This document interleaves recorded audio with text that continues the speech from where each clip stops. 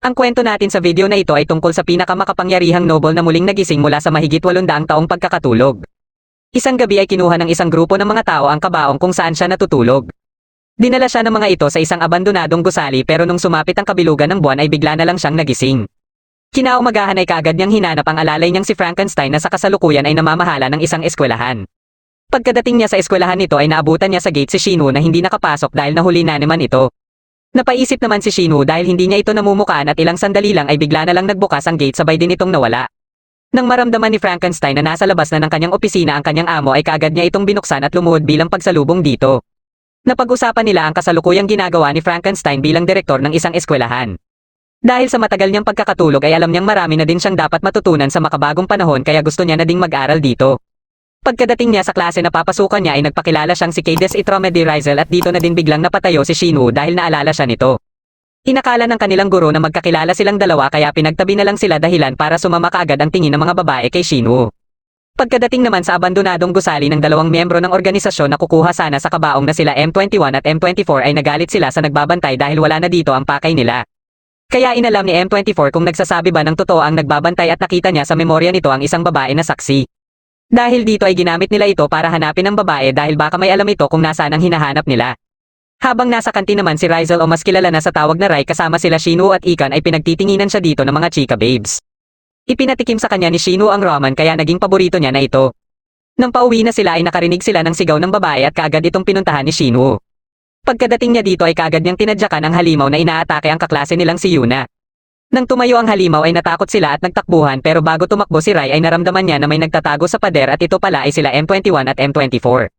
Dahil dito ay naramdaman din kaagad ng mga ito na hindi ordinaryo si Rai. Makalipas ang ilang araw ng paghahanap nila ng kabaong ay nakita nila ulit sila Rai. Habang pinagmamasdan nila ang mga ito ay nagulat si M21 nang magkasalubong ang mga mata nila ni Rai. Biglang dumating dito ang iba nilang kasamahan na sila Jake at Maria na planong iligpit sila Shinu dahil nasaksihan na umano ng mga ito ang sekreto ng kanilang organisasyon. Kaya habang pauwi na sila Shinu ay nagulat sila nang biglang magpakita sa kanila si Jake. Dito na din sila biglang inatake ni M21 at kaagad silang nawala ng malay.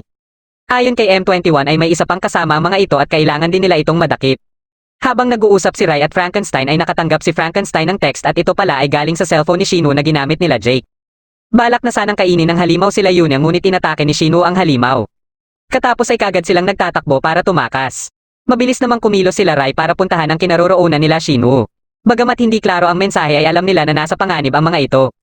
Nang makapasok sila Shinu sa elevator ay mabilis lang din silang nahabol ni Jake. Pagkadating dito ni M24 ay kasalukuyan na itong nilalabanan ni Shinu ngunit dahil sa laki ng agwat ng kanilang lakas ay nabugbog lang si Shinu. Dahil dito ay naalala muli ni M24 ang mga kasamahan nila na binugbog din dati ni Jake kaya sa galit niya ay bigla niyang nasuntok si Jake.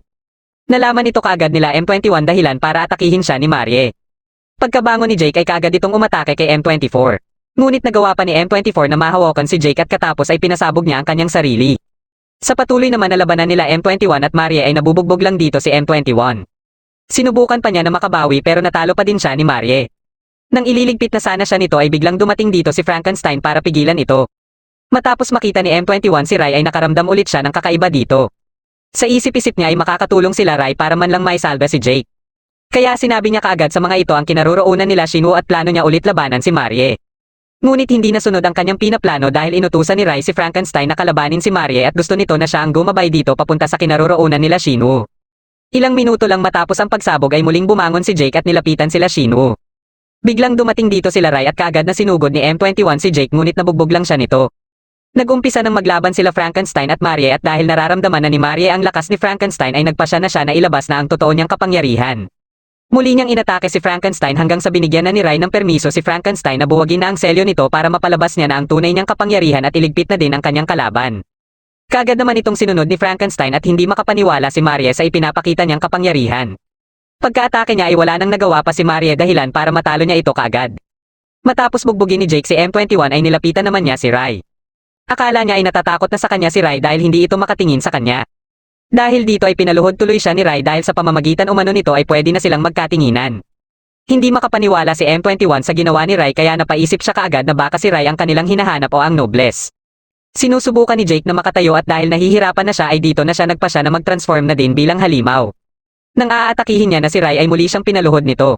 Dito na din pinatulog ni Rai sila Shinu para hindi nila masaksihan ang mga mangyayari. Sinubukan ulit ni Jake na umatake ngunit wala pa din siyang magawa sa sobrang lakas ng kapangyarihan ni Rai.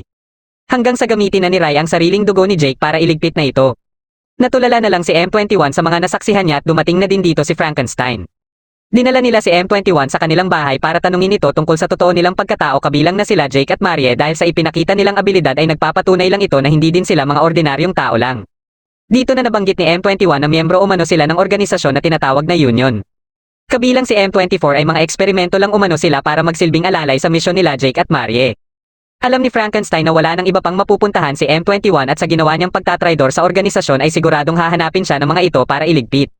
Kaya inalok niya na lang ito na manatili na lang dito sa kanilang bahay kung gugustuhin niya at pasasalamat na lang din ito dahil sa pagliligtas niya kina Shinwoo. Pero hindi umano ito libre dahil kailangan niya ng staff para sa kanyang eskwelahan para mapanatili ang seguridad dito. Kinabukasan ay nag-umpisa na din si M21 sa kanyang trabaho. Tinanggal naman ni Rai ang mga alaala nila Shinwoo nung isang gabi at pinalitan ito ng ibang alaala. Isang araw ay biglang may pumasok na mga sasakyan sa eskwelahan. Hinahanap pala ng mga ito si Shinwoo at pagkadating dito ni M21 ay naabutan niya ang mga ito na nanggugulo na. Nag-alinlangan siya na lumapit dito hanggang sa ang matandang janitor na ang lumapit sa nanggugulo. Nang susuntukin na nito ang matanda ay biglang dumating dito si Shinwoo at sinangga ang suntok. Nagseselos pala ito kay Shinwoo matapos siyang mapagkamalan na dumidiskarte umano sa chika babes nito. Sumuntok ito ng paulit-ulit kay Shinwoo hanggang sa mapuruhan si Shinwoo. Dumating naman dito si Rai at nakipagtitigan kay M21 na parang sinusubukan niya ito kung ano ang magagawa nito sa sitwasyon. Kaya nang inawat ng matanda ang nanggugulo ay dito na lumapit si M21. Sa sobrang lakas ni M21 ay hindi nakaporma ang nanggugulo at dahil sa takot nito matapos itong balaan ni M21 ay kaagad silang umalis. Isang araw nang isasara na ni M21 ang gate ay dumating dito sila Regis at Sierra. Nang magkatinginan sila ni Regis ay naramdaman niya na may pagkakahawig ang mga mata nito kay Rai. Nagpasama sa kanya ang mga ito papunta kay Frankenstein at nakilala kaagad ni Frankenstein ang lahi ng mga ito. Dahil hindi kilala nila Regis si Frankenstein ay ginamitan ito ni Regis ng kanyang kapangyarihan na katulad kay Rai at sinabihan nito na gusto nilang mag-aral sa eskwelahan. Akala ni Regis ay gumana kay Frankenstein ang ginawa niya at para hindi ito mapansin ni Regis ay nagkunwari na lang si Frankenstein na tumalab ito sa kanya at sinunod ang sinabi ni Regis. Kaagad namang ipinaalam ni Frankenstein kay Rai ang tungkol kay Regis at Sierra. Nang ipinakilala na sila sa buong klase ay naramdaman kaagad ni Regis ang malakas na aura na pumapalibot kay Rai. Dahil si Shinwoo na naman ang naatasan na tumulong sa bagong lipat ng mga estudyante ay sama-sama na naman silang kumain. Nang pauwi na si Frankenstein ay nakita niya si M21 na naghihintay sa kanya. Habang nasa biyahe ay pinag-usapan nila ang tungkol kay Regis at Sierra at pati na rin sa Nobles. Ayon kay M21 ay itong Nobles umano ang hinahanap ng organisasyon na Union. Dahil mayroon umano itong napakalakas na kapangyarihan na hindi kayang tapatan ng siyensya ng organisasyon. Ngunit dahil sa mababang antas lang sila na tauhan ng organisasyon ay wala na silang alam na iba pang detalye tungkol sa Nobles. Kaya naikwento na din ni Frankenstein ang ibang impormasyon na nalalaman niya tungkol sa lahi nila Rai. Pagkadating nila ng bahay ay naabutan nila sila Rai na kumakain. Dahil dito ay nalaman nila Shinwoo na dito din pala nakatira si M21. At dahil wala pang matutuluyan sila Regis at Sierra ay iminungkahi ni Shinwoo na pwede din umano silang makitira muna dito katulad kay M21. Wala nang nagawa pa dito si Frankenstein dahil wala naman itong problema sa kanyang amo. Makalipas ang ilang oras at habang naguhugas sila Frankenstein ay pumasok dito si Sierra para sana tumulong. Dito niya na nakita ang tato sa kamay ni M21 kaya kinabukasan ay ipinaalam niya ito kaagad kay Regis. Naniniwala siya na ito ang simbolo ng organisasyon na Union sa mga modified human na likha ng mga ito. May hinala sila na may kinalaman si M21 sa pagkakawala ng kabaong at sa mga natuklasan nila kaya gusto nila itong makumpirma. Pagsapit ng hapon at ng pauwi na sana si M21 ay sinalubong siya dito ni Regis. Tinanong siya nito kung ano-umano ang pakay niya sa pakikisalamuha sa mga tao. Dahil alam na din ni Regis na isa siyang modified human ay sinabi na din nito na hindi umano nito gusto ang mga katulad niya na inabandona ang pagiging tao para lang magkaroon ng kapangyarihan. Habang naglalakad naman pauwi sila Rai ay sinalubong sila ng 4 na lalaki na kaaway ni Shinwoo. Sa patuloy na pag-uusap nila M21 at Regis ay nalaman ni M21 na hinahanap din nila Regis ang kabaong. Nang sinabi niya na patay na ang nagnakaw ng kabaong ay dito na siya nito ginamitan ng mind control pero hindi ito tumalab sa kanya. Naglaban silang dalawa hanggang sa biglang kinausap ni Sierra si Regis para ipaalam sa kanya ang sitwasyon nito. Nilabanan na mag-isa ni Shinwoo ang mga lalaking nakaaway niya. Pagkadating nila Regis ay sasali sana siya sa labanan ngunit pinigilan siya ni M21. Nagulat siya sa ginagawa ni Shinwoo na binubugbog lang nito ang mga kalaban niya. Nang maglabas na ng baril ang isa sa mga ito ay dito na nakialam si M21 at inawat sila sabay nagsialisan ang mga ito. Naatasan naman ng Union ang kanilang Special Forces Team na tinatawag na DA5 sa pamumuno ni Kranz para ipagpatuloy ang misyon nila Jake at Marie. Sa pag-iimbestiga ni Tao ay minabuti nila na hanapin muna sila M21 o M24 dahil ang mga ito ang nakasama nila Jake. Makalipas lang din ng ilang araw ay may nakuha kaagad si Tao na impormasyon sa kinaroroonan ni M21. Dahil dito ay naatasan ni Kranz sila Hammer at Shark na puntahan si M21. Kaya isang gabi nang pauwi na si M21 ay sinalubong siya nila Shark at Hammer. Inimbitahan siya ng mga ito na sumama ngunit tinanggihan niya ito kaagad. Dito na ininsulto ni Shark si M24 kaya nagalit dito si M21 at kaagad na sinugod si Shark. Naglaban silang dalawa ngunit hindi makasabay si M21 sa bilis ni Shark. Dumating dito sila Regis at Sierra at dahil alam ni Regis na mga modified human din sila Shark ay ininsulto niya ang mga ito. Sa galit ni Shark ay hindi na ito nakapagpigil pa kaya inatake nito si Regis ngunit pumagitna naman si M21 dahilan para siya ang mapuruhan. Biglang dumating dito si Kranz at nakilala ito kaagad ni M21. Sinubukan pa ni Regis na mangialam sa mga ito ngunit para hindi na madamay pa sa sitwasyon ni M21 ang mga ito ay napilitan na lang si M21 na sumama kina Kranz. At sa isip-isip niya ay pagkakataon niya din umano ito para malaman ang tungkol sa iba nilang kasama na katulad din sa kanila ni M24. Pagka-uwi nila Regis ay nalaman din kaagad ni Frankenstein ang nangyari kay M21. Kaya naalala nito muli ang mga sinabi dati ni M21 tungkol sa Union at sa paghahanap ng mga ito sa kabaong. Kinabukasan ng umaga ay sinimulan na nila Kranz na kumuha ng impormasyon kay M21. Base sa mga tanong ng mga ito ay napansin ni M21 na parang hindi pa alam ng mga ito ang kanyang pagtatraidor sa organisasyon at akala ng mga ito ay nasa misyon pa siya kaya gusto niya itong samantalahin para makipagpalitan ng impormasyon. Sinabihan niya ang mga ito na magbibigay lang siya ng impormasyon kung may kapalit ito na impormasyon din tungkol sa mga kasamahan niya. Ngunit ayon kay Kranz ay wala umano silang alam na kahit anong impormasyon tungkol sa mga katulad niya. Dahil dito ay kinausap niya si Tao na ihakang data sa mga eksperimento ng Union. Pagsapit ng hapon ay natanong ni Tao si Takeo kung bakit ito napunta sa Union. Dito lang nalaman ni Tao na may kapatid pala ito na ginawang hostage ng Union para mapilitan itong manatili sa organisasyon. Isang gabi habang inaayos ni Ikan ang security system na pinapaayos ng kanyang tiyo ay napasok ito ng isang hacker. Ito pala ay si Tao at dahil palaban di si Ikan ay hindi niya ito inatrasan. Hanggang sa aksidenteng matanggal ni Shino ang cord ng laptop kaya nagtaka si Tao na napahinto si Ikan.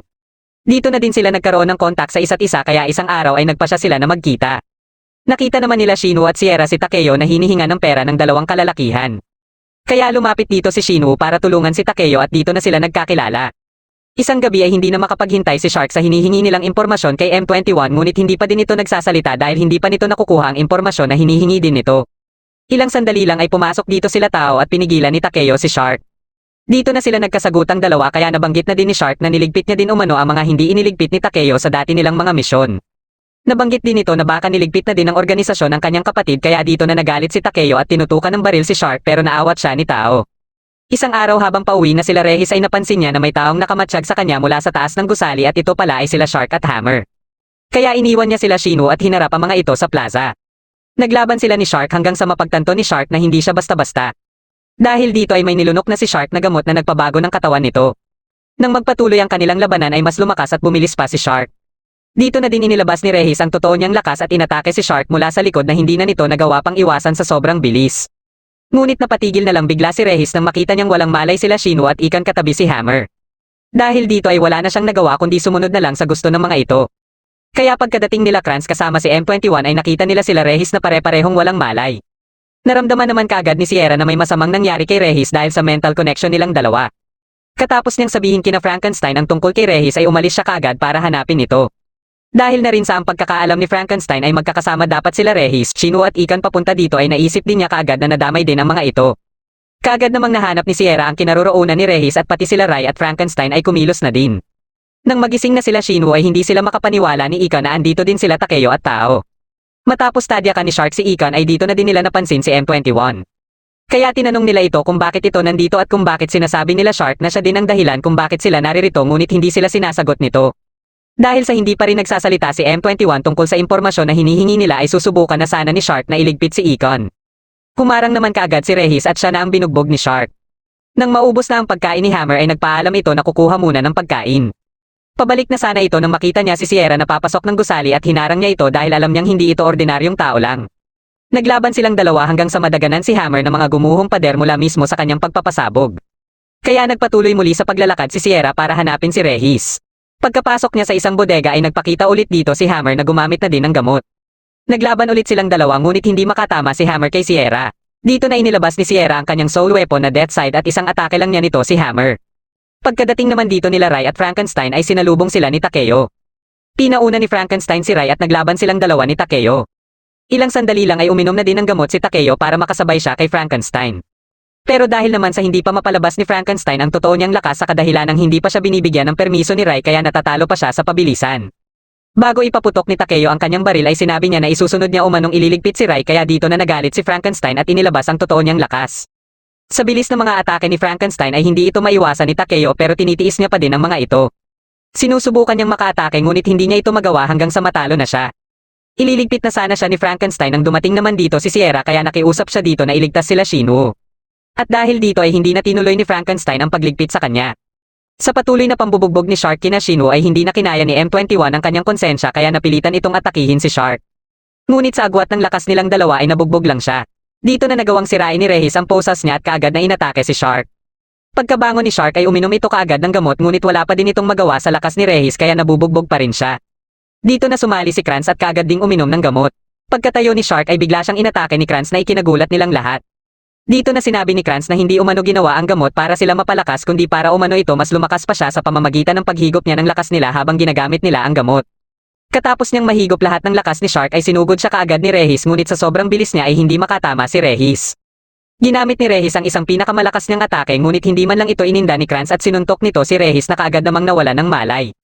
Dumating naman dito si Rai at tinanong siya ni Kranz kung siya ba umano ang nilabanan ng iba nitong kasama. Pero sa isang salita lang niya ay kaagad itong napaluhod. Nagawa nito na makawala sa kapangyarihan niya at kaagad siyang inatake ngunit nasanggalang niya ito at sa isang salita lang niya ay kaagad itong tumilapon. Dito na nito inutusan si Tao na gamitin ang gamot para mahigop niya na din umano ang lakas galing dito. Habang papalapit si Tao kay Kranz ay sinusubukan naman siyang kumbinsihin ni Ikan na hindi sumunod kay Kranz. Nagalit naman si Kranz kay Ikan at katapos niya umanong mahigop ang lakas ni Tao ay si Ikan kaagad ang una niyang ililigpit. Dito na nagbago ang isip ni Tao at biglang inatake si Kranz. Kaagad naman siyang nahawakan ni Kranz at nang susubukan na siyang suntukin nito ay pinahinto naman ito ni Rai na kaagad nanigas dahilan para makawala siya. Para sa gagawing atake ni Rai ay bigla namang may naglitawan na mga dugo. Nagulat si Regis nang makita niya ito dahil iilan lang umano ang may kakayahang makakontrol ng dugo na tinatawag na blood field. Patuloy na umatake si Kranz hanggang sa makulong ito sa dugo at ito na ang tumapos sa kanyang buhay. Nagising si Takeo sa bahay ni Frankenstein at nakita niya din dito si M21 pati sila Shinwoo at Ikon.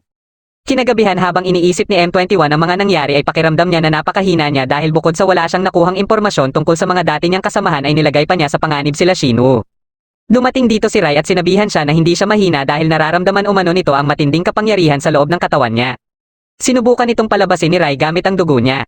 Bigla siyang nakaramdam ng kakaiba sa kanyang katawan at nagbago na din ang anyo niya. Makalipas lang ang ilang segundo ay muli siyang bumalik sa normal at sinabihan siya ni Rai na yun umano ang totoo niyang anyo. Pinag-usapan naman nila Takeo at Tao ang ginawa ni Kranz kay Shark at tungkol sa pandagdag na lakas lang pala sila para kay Kranz. Napatanong si Takeo kung posible ba na makawala sila sa Union. Ayon naman kay Tao ay sinilip niya ang server ng organisasyon at nakalagay na sa datos dito na patay na sila pareho dahil sa misyon. Dito na sinabi ni Tao ang totoo kay Takeo na wala umano siyang kapatid. Nagalit si Takeo nang marinig ito at ayon kay Tao ay sinubukan niya na umanong hanapin sa server ng organisasyon ang impormasyon tungkol sa kapatid niya ngunit isa lang umano itong peke na record at ang hospital na nakalagay dito kung saan nananatili umano ang sinasabing kapatid niya ay hindi totoo. Dagdag pa ni Tao ay minanipula lang umano ng organisasyon ang kanyang memorya. Nagpa siya silang dalawa na umalis na ng bahay dahil baka maging pabigat lang umano sila kung mananatili pa sila. Dito na din sinabi ni Tao kay M21 na sinubukan niya na umanong kunin ang impormasyon tungkol sa mga kasamahan niya ngunit sinira na umano ng organisasyon ang mga ito at sinubukan niya itong ibalik ngunit nabigo pa rin siya. Nang paalis na sila ay pinigilan sila ni M21 at nakiusap ito kay Frankenstein na kung pwede ay manatili na lang din dito sa bahay ang mga ito. Hindi naman ito naging problema para kay Frankenstein basta sasang-ayon din si Rai. Dahil dito ay ginawa na din sila ni Frankenstein na tagabantay sa eskwelahan. Isang gabi ay napagdesisyonan nilang baguhin ang memorya nila Shinwoo at Ikan tungkol sa nakaraang labanan. Pagkadating nila Shinwoo sa bahay ay kaagad itong ipinaalam ni Frankenstein sa kanilang dalawa. Hindi naniniwala sila Shinwoo na kaya nila itong gawin at dito na rin inamin ni Frankenstein na ginawa na nila ito dati sa kanila katapos kalabanin sila Jake at Marie. Hindi ito matanggap nila Shinwoo at alam naman umano nila na hindi ordinaryo lahat ng naninirahan sa bahay at alam din nilang hindi ito pwedeng malaman ng publiko. Ayon kay Regis ay para naman umano ito sa kaligtasan nila para masiguradong hindi malalaman ng mga tao na may mga nilalang na katulad sa kanila. At dagdag pa ni M21 na ito din umano ang ginagawa ng organisasyon na gumawa sa kanila. Pero ang mas malala umano sa organisasyon ay hindi memorya ang buburahin kundi ang tao na mismo na nakasaksi sa kanilang kakayahan at kasama din na ililigpit ang buong pamilya nito. Sa huli ay wala na ding nagawa sila Shinwoo kundi pumayag na lang. Isang araw ay may kauri na naman nila Rai ang napadaan sa eskwelahan at kaagad nila itong naramdaman. Dahil hindi ito kilala nila M21 ay hinarang nila ito na akala nila ay magulang lang ng isang estudyante. Dito na inilabas ng matandang ito ang totoo niyang aura na kaagad ikinagulat nilang tatlo. Biglang dumating dito sila Regis at Sierra para salubungin ang matandang ito na pinuno pala ng angkan nila Regis na si Gedgetel. Dumating din dito si Frankenstein na ikinagulat naman ni Gedgetel. Pinulong naman ng kasalukuyang namumuno sa mga noble na si Rascrea ang mga pinuno ng iba't ibang angkan na sila Carias, Rosaria, Rayjack, Ludis at Kay. Pinag-usapan nila ang tungkol sa pag-alis ni Gedgetel at nakarating na din sa kanila ang balitang nakaharap na umano nila Rehis ang laman ng kabaong. Itinuturing nilang lahat na isang traidor ang laman ng kabaong o si Rai. Isinama naman ni Frankenstein si Gedgetel sa kanyang bahay. Kahit na idineklara ng traidor si Rai sa mga noble ay mataas pa rin ang respeto ni Gedgetel sa kanya bilang may mataas na antas sa kanilang lahi. Ayon kay Rai ay simula nang dumating sila Rehis at Sierra ay alam niya na pinaghahanap siya ng mga noble. Ikwento din ni Gedgetel ang mga pagbabago sa kanilang lugar na tinatawag na Lukdania simula nang pumanaw ang dating namumuno at napalitan ng anak nitong si Rascrea.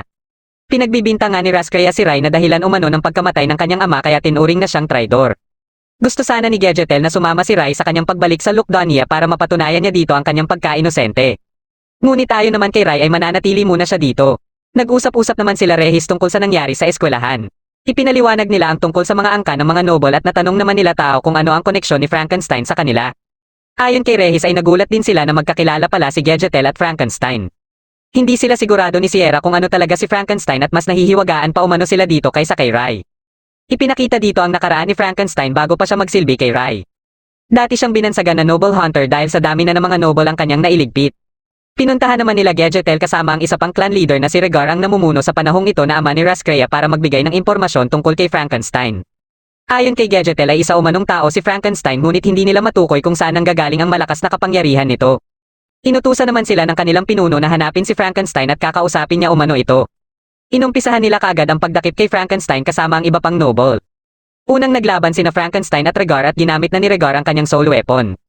Inilabas naman ni Frankenstein ang kanyang sandata na tinatawag niyang Dark Spear. Habang naglalaban sila ay dito na rin sinabi ni Frankenstein ang kanyang dahilan bakit siya may galit sa mga noble. Sinasamantala umano ng ibang noble ang kanilang kakayahan para paglaruan ang mga tao. Sa lakas ng kapangyarihan na nilalabas ni Frankenstein ay hindi niya na ito makontrol at unti-unting nilalamon ang buo niyang katawan. Dito na inilabas ni Gedgetel ang kanyang soul weapon at sabay nilang inatake si Frankenstein. Katapos ng atake na ito ay nakatakas naman si Frankenstein. Napadpad siya sa isang mansyon at dito niya unang nakita si Rai.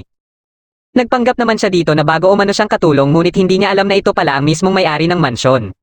Biglang dumating sila Gedgetel at Regar at ipinaalam kay Rai ang sitwasyon at ang intensyon nilang dakpin at dalhin si Frankenstein sa kanilang pinuno. Nagulat si Frankenstein nang biglang sabihin ni Rai na tauhan niya umano si Frankenstein at nagtatrabaho sa mansyon niya sabay binago ang kasuotan nito. At sabihin na lang umano nila Gedgetel sa pinuno na hindi siya pumapayag na dalhin si Frankenstein. Kaagad namang umalis dito sila Gedgetel matapos marinig ang mga sinabi ni Rai. Makalipas ang 5 taon na pananatili ni Frankenstein sa mansyon ni Rai ay sinabi ni Gedgetel kay Rai na hindi pa rin umano siya nagtitiwala kay Frankenstein. Dagdag pa niya na delikado pa rin umano ang pananatili nito sa mansyon dahil na rin sa mga napaslang nitong ibang noble dati.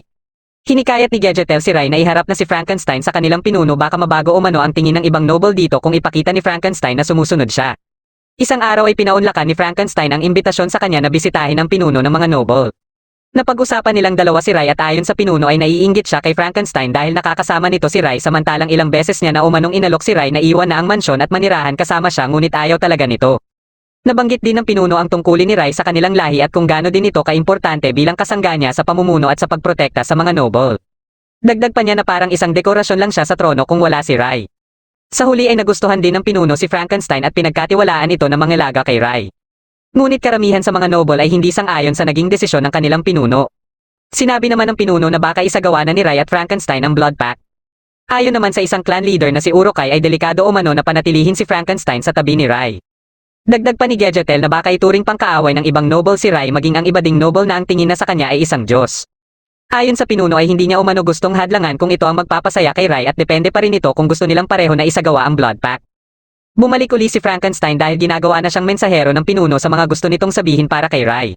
Nagkita sila ni Gedgetel at pinaalalahanan ulit nito si Frankenstein na hindi gumawa ng problema kay Rai dahil nakasalalay umano ang buhay ni Rai para lang siya mapanatili sa mansyon. Dumating naman dito si Uruk-hai at hinamon si Frankenstein na makipag-sparring sa kanya. Tinanggap naman ito ni Frankenstein at kaagad silang nag-umpisa. Sa una ay hindi makasabay si Frankenstein sa lakas ni Uruk-hai kaya ginamit niya na ang kanyang Dark Spear. Napansin naman ni Regar na nagpipigil pa si Frankenstein sa paggamit ng Dark Spear dahil baka hindi niya na naman ito makontrol ulit. Habang si Uruk-hai naman ay nanggigigil sa galit kay Frankenstein. Hindi niya matanggap na posibleng magsagawa ng blood pact si Rai at ang isang taong kagaya ni Frankenstein. Samantalang sila mismo na mga noble ay hindi pinapayagan na lumapit kay Rai. Dagdag pa niya na hindi umano siya kailangan ni Rai at hindi umano nito kailangan ng kasama. Nang marinig ito ni Frankenstein ay dito na siya nagalit dahil hindi umano alam nila Uruk-hai ang totoong nararamdaman ni Rai. Sa galit niya ay hindi na siya nakapagpigil pa na ilabas ang matindi niyang kapangyarihan at nilamon na siya nito. Sa patuloy ng kanilang labanan ay natamaan ang isang mata ni Urukai at dito na pumagitna sila Gegetel at Regar para pigilan na sila. Nang magwala ulit si Frankenstein ay dumating naman si Rai at ang kanilang pinuno. Lumapit si Rai kay Frankenstein pero inatake siya nito. Ginamit niya ang blood field at napigilan ang sumunod na atake nito. Dito niya na isinagawa ang blood pact kay Frankenstein kaya kaagad itong kumalma at nawalan ng malay. Nang magising na si Frankenstein ay nasa mansyon na siya at kaagad ding nagtungo kay Rai. Humingi si Rai ng tsaa at para makumpleto ang blood pact nilang dalawa ay nilagyan ni Frankenstein ng kanyang dugo ang tsaa para mainom ito ni Rai bilang pagtanggap niya sa kasunduan na ito. Sinabi ni Gegetel kay Frankenstein na sana napigilan niya ang blood pact nila ni Rai. Dagdag pa niya na maganda sana kung sasama sa kanya si Rai pagbalik niya sa Lukdania at kung mapatunayan nito na hindi siya ang pumatay sa dating pinuno ay pwede siya ulit manirahan dito. Ngunit sinagot naman ito ni Frankenstein na hindi umano ito ang gusto ni Rai. Masaya na umano si Rai sa kasalukuyan niyang pamumuhay kasama ang mga nakapalibot sa kanya. Makalipas ang ilang oras ay nagpaalam na si Gegetel para bumalik ng Lukdania. Gusto niya na manatili muna sila Regis at Sierra dito at gawin ang gusto nilang klase na pamumuhay.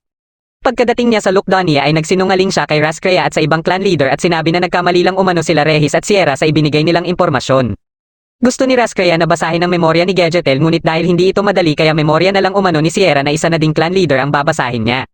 Inutusan niya si Rayjack na sunduin si Sierra at ikulong naman si Gegetel. Biglang pumasok si Rael na kapatid ni Rayjack at nagpresente na siya na lang umano ang susundo kay Sierra. May gusto ito kay Sierra kaya gusto nitong siya ang sumundo dito at pumayag naman dito si Rascrea. Inumpisahan kaagad ni Rael ang kanyang misyon at nagtungo sa eskwelahan. Ginamit niya ang kanyang kapangyarihan na kaagad naramdaman nila Rai. Pagkababa niya ay sinalubong siya nila Takeo at kaagad niyang inatake si M21. Dumating naman si Regis at Sierra at tinanong si Rael kung ano umano ang ginagawa niya dito. Ngunit si Sierra lang ang kinakausap ni Rael at sa inis nito kay Regis ay bigla niya itong inatake.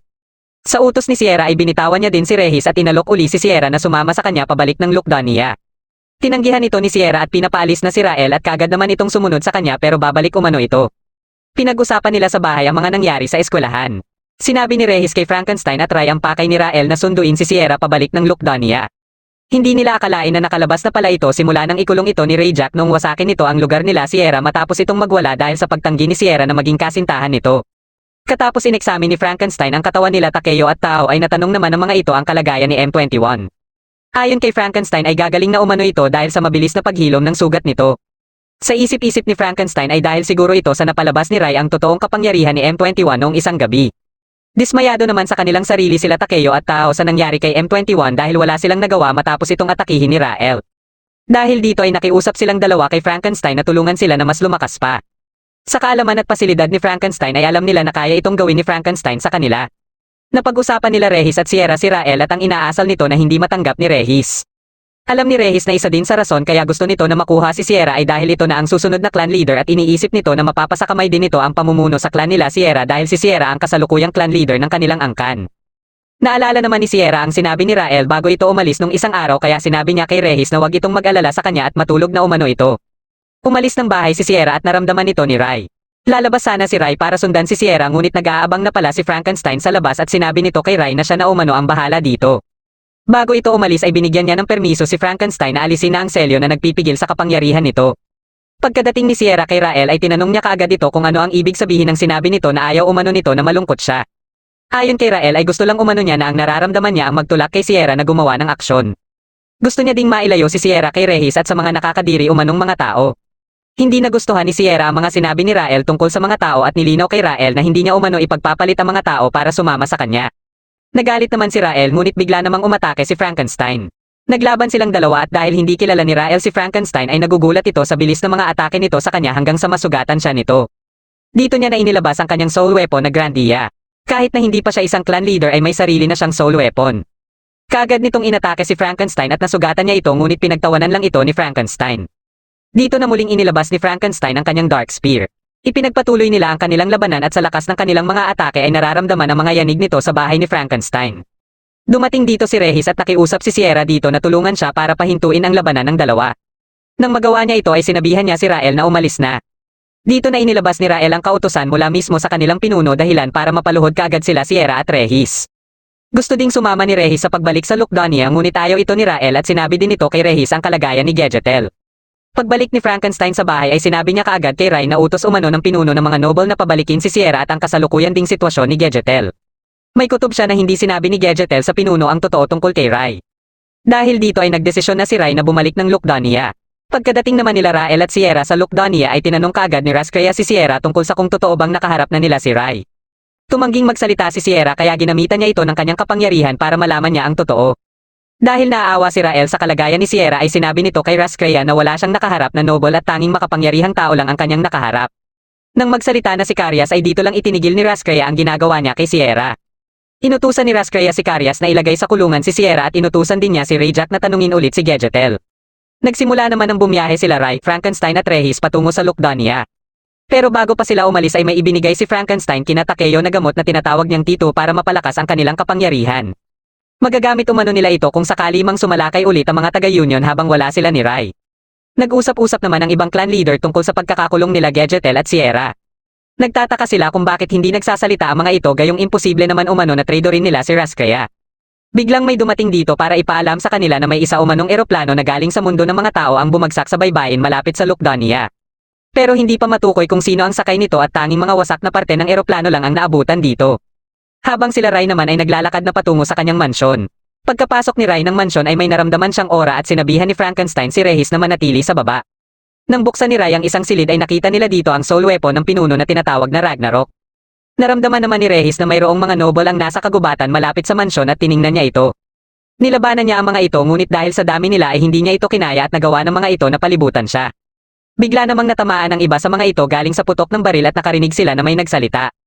Nagpakilala ang mga ito na RK4 at ito pala ay sila M21, Takeo at Tao. Mabilis nilang natalo ang mga noble at hindi naman makapaniwala si Regis na nandito din sa Lukdania ang mga ito. Pagkadating nila ng bahay ay ipinaliwanag nila kay Frankenstein kung bakit sila nakarating ng Lukdania at gusto umano nilang makatulong. Sinabi ni Frankenstein sa kanilang apat na posibleng hindi maganda ang sitwasyon ngayon nila Gedgetel at Sierra. Dagdag pa ni Rai na malaki ang posibilidad na dahil ito sa pagprotekta ng mga ito sa kanya. Dahil siya ang matagal ng pinaghahanap ng mga noble sa kadahilanan na pinatay niya umano ang dating pinuno. Tinanong naman ni M21 kung isa din bang noble si Rai na kagaya nila Regis. Sumagot dito si Frankenstein na parehong tama at mali ito. Nilinaw niya na hindi umano grupo ng nobles ang nobles. Isa umano itong walang kapantay na nilalang na malayo sa ibang nobles. At ang nobles na ito ay walang iba kundi si Rai o mas kilala dito bilang si Cadiz Itromedy Rizel. Pagkatapos nilang marinig ang lahat ng mga sinabi ni Frankenstein ay nagdesisyon sila M21 na suportahan si Rai. Para naman kay Regis na dahil umano sa pinili ng kanilang clan leader na protektahan si Rai kaya nangako din siya ng kanyang buong suporta kay Rai. Nagdesisyon si Rai na puntahan ang santuaryo na matatagpuan sa kastilyo.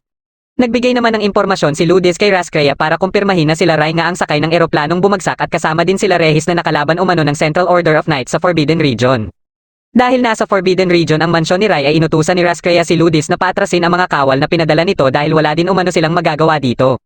Sa aksyong ginawa ni Regis ay mas lumakas pa ang pruweba ni Raskaya na tinraidor siya ni Gedgetel kaya kailangan umano itong parusahan na tinatawag na Forced Eternal Sleep.